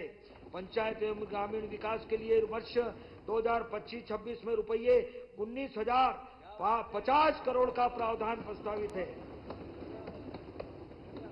स्वास्थ्य सेवाएं, हमारी सरकार स्वास्थ्य सेवाओं के विस्तार के साथ गुणवत्तापूर्ण चिकित्सा सुविधा की उपलब्धता भी सुनिश्चित करने की दिशा में निरंतर कार्य कर रही है। प्रदेश के 52 जिला चिकित्सालय, 161 सिविल चिकित्सालय, 348 सामुदायिक स्वास्थ्य केंद्र, 1442 प्राथमिक स्वास्थ्य केंद्र तथा 10,256 उपस्वास्थ्य केंद्रों में कुल 47,167 बिस्तर उपलब्ध हैं। इनके अतिरिक्त 539 शहरी स्वास्थ्य सेवाएं संस्थाएं भी कार्यरत है। इस वर्ष पचोर, अमजेरा, सिंगरौली एवं महेश्वर में नवीन चिकित्सालय, 34 नवीन स्थलों पर 50 बिस्तरी सामुदायिक स्वास्थ्य केंद्र तथा रीवा जिला चिकित्सालय में 100 बिस्तरी वार्ड का निर्माण भी प्रारंभ हो चुका है। उच्च जोखिम वाले दूरस्थ क्षेत्रों में निवासरत गर्भवती महिलाओं हेतु स्वास्थ्य सेवाओं में 249 बर्थ वेटिंग रूम स्थापित किए गए हैं। प्रदेश में 17 चिकित्सा महाविद्यालयों में एमबीबीएस पाठ्यक्रम के लिए 2,575 सीट्स एवं स्नातकोत्तर के लिए 1,337 सीट्स है। इस वित्तीय वर्ष में नीमच, मंदसौर एवं सिवनी में नवीन शासकीय चिकित्सालय महाविद्यालयों में प्रवेश प्रक्रिया प्रारंभ कर शासकीय एवं निजी चिकित्सा महाविद्यालयों में एमबीबीएस की 400 तथा स्नातकोत्तर की 252 सीट्स बढ़ाई गई है। प्रदेश में जन निजी भागीदारी के आधार पर नवीन चिकित्सा महाविद्यालय प्रारंभ किए जाने की कार्रवाई प्रक्रियाधीन है। प्रदेश में लगभग 1,000 संजीवनी एम्बुलेंस तथा 1,059 जननी एम्बुलेंस संचालित है। इन एम्बुलेंस के माध्यम से लगभग 22 लाख नागरिकों को सेवाएं उपलब्ध कराई गई है। सिकल सेल एनीमिया उन्मूलनकारी योजना अंतर्गत आवश्यक उपचार तथा जन जागरूकता के कार्य किए जा रहे हैं। मुझे यह अवगत कराते हुए हर्ष है कि नवीन योजना सीएम केयर योजना के अंतर्गत गंभीर बीमारियों से पीड़ित नागरिकों को निकटतम चिकित्सा संस्थानों में कैथ लैब तथा कैंसर उपचार सुविधाएं उपलब्ध कराई जाएगी। प्रदेश में अंगदान को प्रोत्साहित करने के लिए और अधिक अनुकूलता वातावरण बनाने के लिए प्रयास किए जाएंगे। प्रधानमंत्री जन आरोग्य योजना आयुष्मान में 4 करोड़ 26 लाख से अधिक कार्ड जारी किए गए। इस योजना अंतर्गत 497 शासकीय चिकित्सालय एवं 587 निजी चिकित्सालय संबद्ध है। आयुष्मान योजना के लिए वर्ष 2025-26 हेतु रुपये 2,039 करोड़ का प्रावधान प्रस्तावित है। प्रदेश में गंभीर रोगियों को आपात स्थिति में उचित समय पर उच्च स्तरीय चिकित्सा उपलब्ध कराए जाने हेतु पीएम श्री एयर एम्बुलेंस सेवा प्रारंभ की गई है। इस सुविधा का लाभ प्रदेश के हर क्षेत्र को मिले, इस हेतु प्रत्येक विधानसभा क्षेत्र में प्रस्तावित खेल स्टेडियम का उपयोग हेलीपैड के लिए भी किया जाएगा। स्वास्थ्य जीवन चर्चा में पारंपरिक चिकित्सा पद्धतियों की महती भूमिका है। प्रदेश में 11 नवीन आयुर्वेदिक महाविद्यालय सह चिकित्सालयों की स्थापना की जानी है। प्रदेश में पन्ना, गुना, भिंड, श्योपुर तथा सुजालपुर में 50 बिस्तरी आयुर्वेदिक अस्पताल, बड़वानी में 30 बिस्तरी अस्पताल, बालाघाट, शहडोल, सागर, नर्मदापुरम एवं मुरैना में आयुष महाविद्यालयों तथा 4 आयुष कार्यालयों के भवन निर्माण कार्य प्रगतिरत है। प्रदेश में संचालित आयुष संस्थाओं एवं शिविरों के माध्यम से एक वर्ष में लगभग 1 करोड़ 40 लाख नागरिकों को उपचार दिया गया है। प्रदेश के स्वास्थ्य क्षेत्र में कुल बजट प्रावधान रुपये 23,535 करोड़ प्रस्तावित है, जो गत वर्ष की तुलना में रुपये 2,992 करोड़ अधिक है। पर्यटन एवं संस्कृति, देश का हृदय प्रदेश मध्य प्रदेश पर्यटन के क्षेत्र में अपनी विशेष पहचान बना चुका है। राज्य में पर्यटन के विकास की दिशा में किए गए प्रयासों से न केवल आर्थिक विकास को बढ़ावा मिला है, बल्कि रोजगार के अवसर भी सृजित हुए हैं। प्रदेश में पर्यटन को बढ़ावा देने के लिए धार्मिक और सांस्कृतिक महत्व को 14 स्मारकों का निर्माण लगभग रुपये 507 करोड़ की लागत से किया जा रहा है। विश्व के 12 ज्योतिर्लिंगों में से एक ओंकारेश्वर में उज्जैन के महाकाल लोक की तर्ज पर ओंकारेश्वर महालोक का निर्माण किया जाएगा। अद्वैत वेदांत दर्शन के प्रणेता आचार्य शंकर के जीवन दर्शन के प्रसार के उद्देश्य से संग्रहालय एवं आचार्य शंकर अंतर्राष्ट्रीय अद्वैत वेदांत संस्थान को विकसित किया जा रहा है। हमारी सरकार ने निर्णय लिया है कि मध्य प्रदेश में जहां जहां भगवान श्री कृष्ण के चरण पड़े, उन स्थानों को तीर्थ के रूप में विकसित किया जाएगा। इस हेतु श्री कृष्ण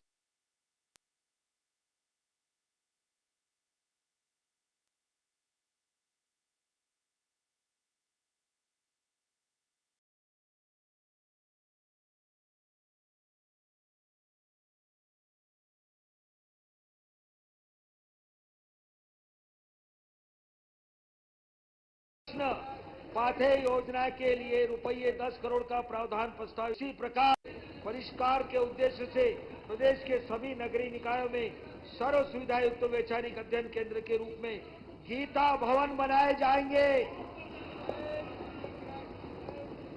इनमें पुस्तकालय, ई लाइब्रेरी, सभागार तथा साहित्य सामग्री बिक्री केंद्र भी होंगे। इस योजना के लिए रुपये 100 करोड़ का प्रावधान प्रस्तावित है। प्रदेश अपने वरिष्ठ नागरिकों को तीर्थ यात्रा का पुण्य लाभ प्रदान करने में सहभागी है। इस हेतु रुपये 50 करोड़ का प्रावधान प्रस्तावित है। इस योजना में प्रारंभ से अब तक 8 लाख से अधिक वरिष्ठ नागरिक लाभान्वित हो चुके। इस योजना के 8 लाख से अधिक वरिष्ठ नागरिक लाभान्वित हो चुके। इस योजना के तहत दिव्यांग नागरिकों को भी निःशुल्क यात्रा की सुविधा दी जा रही है। पर्यटन, संस्कृति एवं धर्मस्व के क्षेत्र में रुपये 1610 करोड़ का प्रावधान प्रस्तावित है, जो कि गत वर्ष से रुपये 133 करोड़ अधिक है। सुशासन, प्रदेश के गतिशील आर्थिक विकास तथा समृद्धि के लिए सुस्थिर कानून व्यवस्था महत्वपूर्ण कारक है। इस लक्ष्य के साथ हमारा पुलिस बल पूरे समर्पण व प्रतिबद्धता के साथ अपने कर्तव्यों का निर्वहन कर रहा है। पुलिस बल में उत्साह, ऊर्जा एवं मनोबल बनाए रखने के लिए हमारी सरकार कार्मिकों के साथ उनके परिवारजनों को बेहतर सुविधाएं उपलब्ध कराने हेतु कार्य कर रही है। पुलिस बल के लिए लक्षित 25,000 आवासों में से 10,352 आवास निर्मित हो चुके हैं। प्रदेश के विभिन्न स्थलों पर 24 नवीन प्रशासकीय भवन निर्माणाधीन है। भोपाल में 50 बिस्तरी नवनिर्मित सर्व सुविधा युक्त पुलिस चिकित्सालय में उपचार प्रारंभ हो चुका है।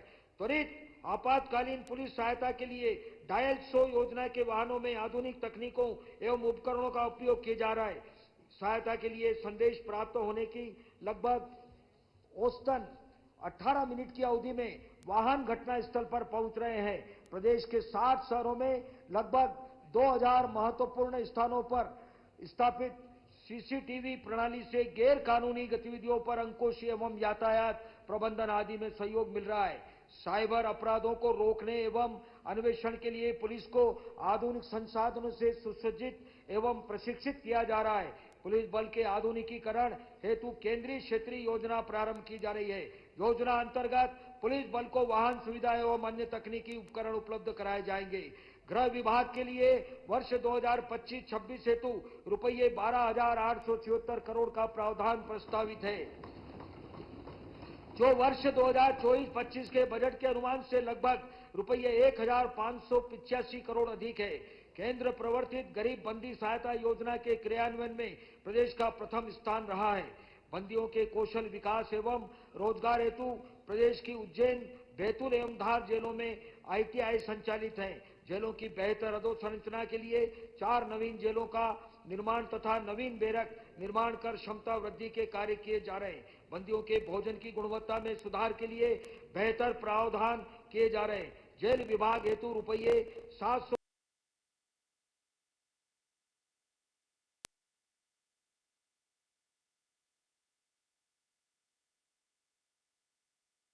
94 करोड़ का प्रावधान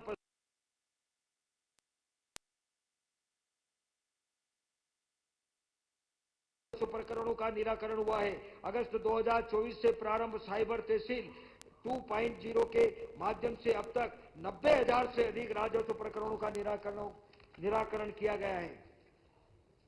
फार्मर आईडी रजिस्ट्री योजना के में 61 लाख से अधिक फार्मर आईडी बनाकर मध्य प्रदेश देश में प्रथम स्थान पर है। हमें विश्वास है कि स्वामित्व योजना की सफलता उपरांत भारत सरकार की नवीन नक्शा योजना में भी प्रदेश उच्च स्थान पर रहेगा।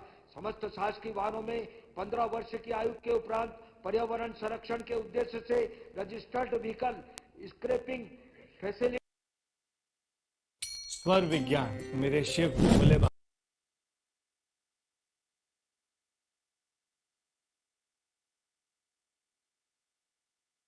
के माध्यम से सुव्यवस्थित रूप से स्क्रैप कराया जा सकेगा। आम जन द्वारा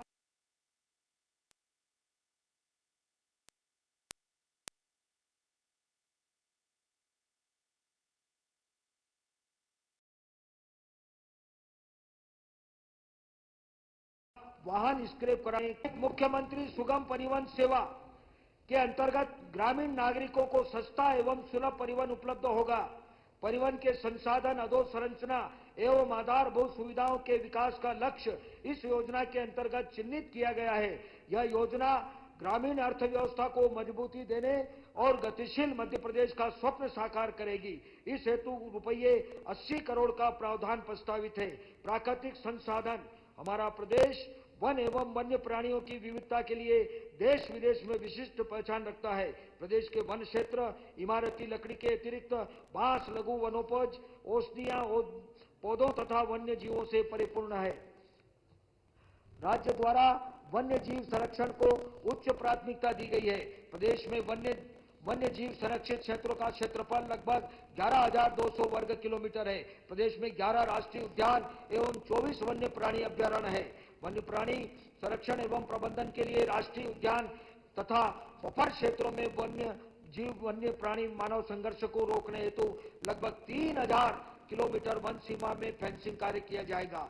प्रदेश में स्थित 9 टाइगर रिजर्व के बफर क्षेत्रों में स्थित ग्रामों का प्रबंधन प्रत्येक संरक्षित क्षेत्र के लिए बनाई गई प्रबंधन योजनाओं के आधार पर किया जाता है। इन योजनाओं में मुख्यतः पारिस्थितिकीय विकास, कौशल उन्नयन कार्य, हैबिटेट सुधार, अग्नि सुरक्षा, वन सुरक्षा, जल स्रोतों का विकास, संरचनाओं का निर्माण एवं उनका रख रखाव आदि कार्य किए जाते हैं। इसके साथ ही वन्य प्राणियों को उनकी जीवन शैली अनुसार वातावरण एवं उचित देखभाल के उद्देश्य से प्रदेश के विभिन्न क्षेत्रों में चिड़ियाघर तथा बचाव केंद्र स्थापित किया जाना प्रस्तावित है।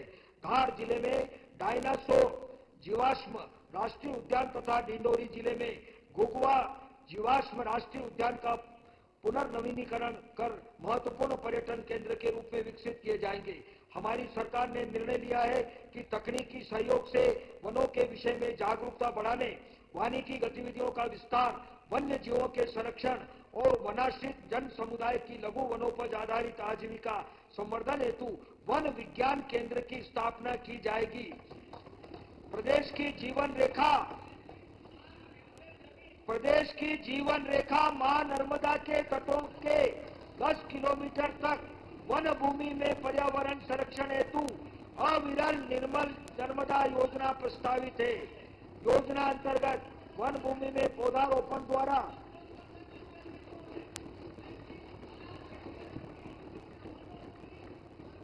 जलवायु प्रबंधन के संभावित खतरों पर नियंत्रण तथा प्रकृति का मूल वैभव पुनर्स्थापित किया जाएगा। नर्मदा परिक्रमा पथ पर धर्मार्थियों हेतु सुविधाओं का विकास किया जाएगा तथा नर्मदा के निकटवर्ती कृषि क्षेत्रों में जैविक खेती को प्रोत्साहित किया जाएगा। वन एवं पर्यावरण क्षेत्र के लिए रुपये 5,668 करोड़ का प्रावधान प्रस्तावित है, जो गत वर्ष की तुलना में रुपये 459 करोड़ अधिक है। प्रदेश में कोयला, चूना, पत्थर, तांबा, मैंगनीज, लो बॉक्साइट, राख, फास्फेट आदि प्रमुख अयस्कों तथा खनिजों का खनन किया जाता है। वित्त वर्ष 2023-24 में ताम्र, अयस्क एवं मैंगनीज के उत्पादन में प्रदेश पहले स्थान पर रहा। राख, फास्फेट एवं चूना पत्थर में प्रदेश का दूसरा एवं कोयला उत्पादन में चौथा स्थान, लो अयस्क एवं बॉक्साइट के उत्पादन में प्रदेश का स्थान 6वां है। खनिजों में के संरक्षण, अन्वेषण व विधिमान्य नियमों के अंतर्गत खनिजों के दोहन पर सतत निगरानी रखी जा रही है। इससे प्रदेश की आय में वृद्धि तथा नए खनिज संपदा की खोज का मार्ग प्रशस्त हो रहा है। वर्तमान में प्रदेश में limestone, bauxite, graphite, copper, vanadium, tungsten, gold आदि के 32 अन्वेषण कार्य किए जा रहे हैं। शासकीय कार्यप्रणाली में नवाचार व सुधार, हमारी सरकार पारदर्शी, उत्तरदायी एवं तत्पर कार्य प्रणाली की सरकार है। मिशन कर्मयोगी के अंतर्गत प्रदेश के समस्त शासकीय सेवकों के प्रशिक्षण हेतु विभागों द्वारा योजनाबद्ध रूप से कार्य किया जा रहा है। शासकीय सेवा के एनपीए सभी अभिदाताओं को उनके अंशदान निवेश विकल्प को विस्तारित किया जाकर पेंशन फंड मैनेजर के चयन की अधिकारिता उपलब्ध कराई गई है। भारत सरकार द्वारा 1 अप्रैल 2025 से वैकल्पिक रूप से प्रारंभ की जा रही यूनिफाइड पेंशन योजना को प्रदेश में लागू किए जाने की प्रक्रिया पर विचार के लिए एक उच्च स्तरीय समिति गठित की जाएगी। सेवानिवृत्त होने पर पेंशन निर्धारण की ऑनलाइन प्रणाली के अंतर्गत पेपरलेस व्यवस्था लागू है। वर्तमान पेंशन निर्धारण प्रक्रिया को केंद्रीकृत तथा फेसलेस किया जाएगा, जिससे प्रदेश के किसी भी स्थान अथवा कार्यालय से सेवानिवृत्त कर्मचारी के पेंशन निर्धारण की कार्रवाई केंद्रीकृत कार्यालय में पदस्थ किसी भी अधिकारी द्वारा संपादित हो सकेगी। शासकीय सेवकों के लिए लागू होने वाले विभिन्न सेवा एवं वित्तीय नियम बहुत पुराने होने से उनके अनुप्रयोग में होने वाली कठिनाइयां एवं वर्तमान आवश्यकताओं के अनुरूप उनके अद्यतनीकरण का कार्य भी प्रारंभ कर दिया गया है। हमारी सरकार ने निर्णय लिया है कि शासकीय सेवकों को वर्तमान में देय भत्तों का पुनरीक्षण 1 अप्रैल 2025 से 7वां वेतनमान के सुसंगत स्तरों के अनुसार किया जाएगा। माननीय महोदय, मैं आपके माध्यम से प्रदेश के समस्त शासकीय, अर्ध शासकीय एवं स्वायत्त संस्थाओं में कार्यरत कर्मियों का आभार एवं धन्यवाद करना चाहूंगा कि शासन के सभी कार्यक्रमों एवं योजनाओं में उनका सराहनीय योगदान सदैव प्राप्त होता है। यह हमारी सरकार एवं कार्मिकों के मध्य विश्वास एवं समन्वय का अप्रतिम उदाहरण है। मुझे विश्वास है कि हम सभी मिलकर हमारे प्रदेश को ऐसा आदर्श प्रदेश बनाएंगे जो अन्य प्रदेशों के लिए प्रेरणादायक हो, आकर्षक का केंद्र हो एवं जो हमारे प्रदेश की योजनाएं एवं उनके सफल क्रियान्वयन की प्रक्रिया को जानने की उत्सुकता पैदा करे। कर प्रस्ताव गत वर्ष के बजट की तरह इस बजट में भी कोई नवीन कर आरोपित करने अथवा किसी भी कर की दर बढ़ाने का प्रस्ताव नहीं है। कर्ज कब कटेगा? कर तो नहीं लगा, कर्ज कब कटेगा ये भी तो बताएं। पुनरीक्षित अनुमान वर्ष 2024-25 वित्त वर्ष 2024-25 के पुनरीक्षित अनुमान के अनुसार कुल राजस्व प्राप्तियां रुपये 2,62,009 करोड़ तथा राजस्व व्यय रुपये 2,60,983 करोड़ अनुमानित है। राजस्व आधिक्य का पुनरीक्षित अनुमान रुपये 1,026 करोड़। माननीय प्रधानमंत्री जी के हम आभारी हैं कि केंद्रीय करों से हिस्सों के रूप में बजट अनुमान की तुलना में रुपये 5,267 करोड़ की राशि अधिक प्राप्त हुई। राजकोषीय घाटे का पुनरीक्षण अनुमान रुपये 62,434 करोड़ है, जो सकल राज्य घरेलू उत्पाद का 4.15% है, जिसमें भारत सरकार द्वारा पूंजीगत निवेश के लिए विशेष सहायता योजना में प्रदत्त ऋण तथा वर्ष 2021-22 से वर्ष 2023-24 की अनुपयोगी ऋण राशि शामिल है। बजट अनुमान वर्ष 2025-26 राजस्व प्राप्तियां वर्ष 2025-26 में कुल राजस्व प्राप्तियों का बजट अनुमान रुपये 2,90,879 करोड़ है। राजस्व प्राप्तियों में राज्य करों से प्राप्तियां रुपये 1,09,157 करोड़ तथा केंद्रीय करों में प्रदेश के हिस्से के अंतर्गत प्राप्तियां रुपये 1,11,662 करोड़ अनुमानित है। कर भिन्न राजस्व प्राप्तियां रुपये 21,399 करोड़ तथा केंद्र सरकार से सहायक अनुदान अंतर्गत प्राप्तियां रुपये 48,661 करोड़ अनुमानित है। वित्तीय वर्ष 2025-26 के लिए प्रदेश के स्वयं के कर राजस्व एवं गैर कर राजस्व में वर्ष 2024-25 के बजट अनुमान की तुलना में लगभग 6.4% अधिक होने का अनुमान है। राजस्व प्राप्तियों का वर्ष 2024-25 का बजट अनुमान रुपये 6,63,344 करोड़ रहा है, जिसमें रुपये 27,535 करोड़ की वृद्धि कर वर्ष 2025-26 के लिए रुपये 2,90,879 करोड़ का प्रावधान प्रस्तावित है। कुल व्यय वर्ष 2025-26 के लिए कुल विनियोग की राशि रुपये 4,21,032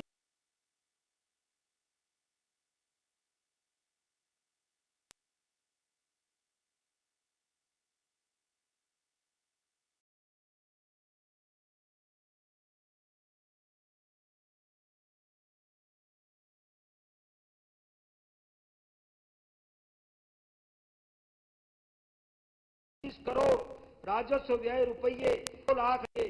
समग्र रूप से बजट अनुमान 282 करोड़ है। मुख्य शीर्षवार बजट अनुमान खंड 1 में उपलब्ध है। वर्ष 2024-25 का कुल व्यय बजट अनुमान रुपये 3,26,383 करोड़ का है, जिसमें रुपये 48,954 करोड़ की वृद्धि कर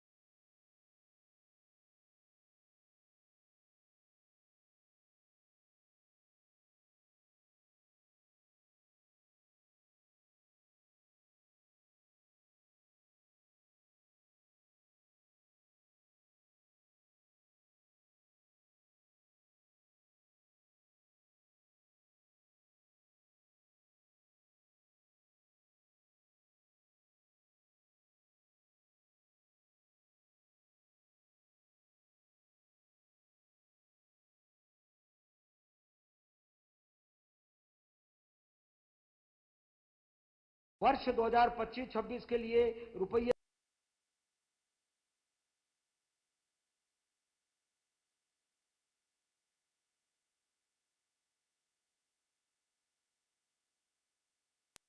₹340 करोड़ तथा कुल व्यय रुपये 3,75,337 करोड़ अनुमानित होने से वर्ष 2025-26 का शुद्ध लेन देन रुपये 2 करोड़ 96 लाख अनुमानित है। राजकोषीय स्थिति। राजकोषीय घाटे की सामान्य सीमा राज्य के सकल घरेलू उत्पाद की 3% है।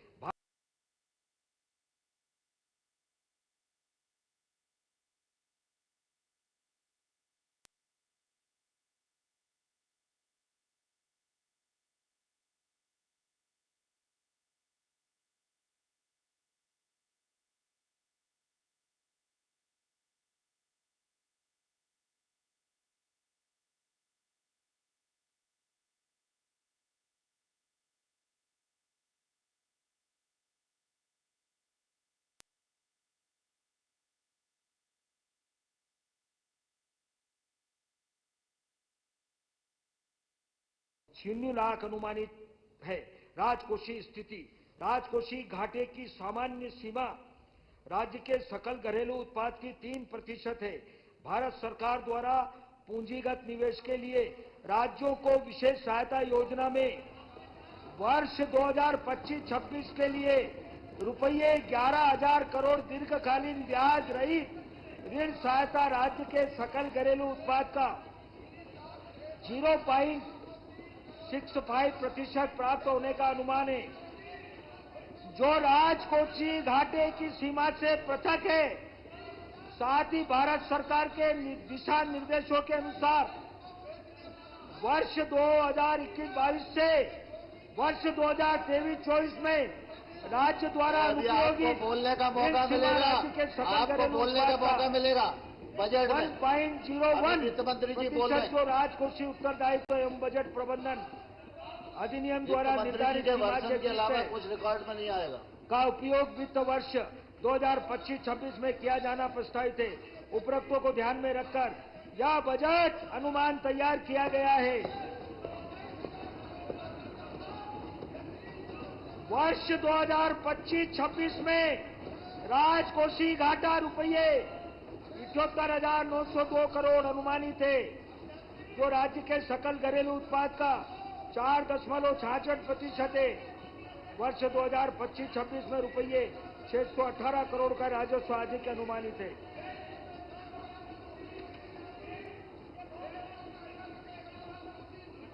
कृपया बैठिए, व्याख्यान मत करिए, आप वरिष्ठ सदस्य। कृपया वर्ष बैठिए। 2024-25 के लिए राज्यों के राजकोषीय सुधार विषयक प्रतिवेदन में मध्य प्रदेश को सर्वश्रेष्ठ ए रेटिंग दी गई। सुन लो, एक बार सुन लो जरा। भारतीय रिजर्व बैंक द्वारा वर्ष 2024-25 के लिए राज्यों के राजकोषीय सुधार विषय माननीय सदस्य, प्रतिवेदन में आपको मध्य बजट प्रदेश को सर्वश्रेष्ठ ए अपनी रेटिंग दी बात गई। रखने का अवसर मिलेगा। इसी प्रतिवेदन में मध्य प्रदेश के द्वारा विकास एवं सामाजिक क्षेत्र में किया गया व्यय तथा व्यय की गुणवत्ता के मानकों में राष्ट्रीय औसत से अधिक होना उल्लेखित किया गया। भारत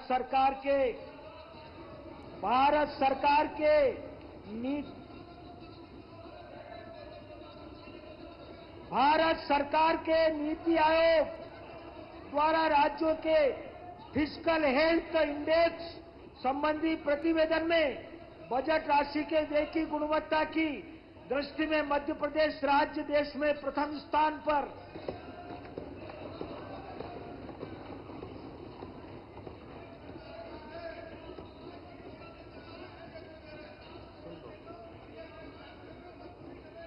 अध्यक्ष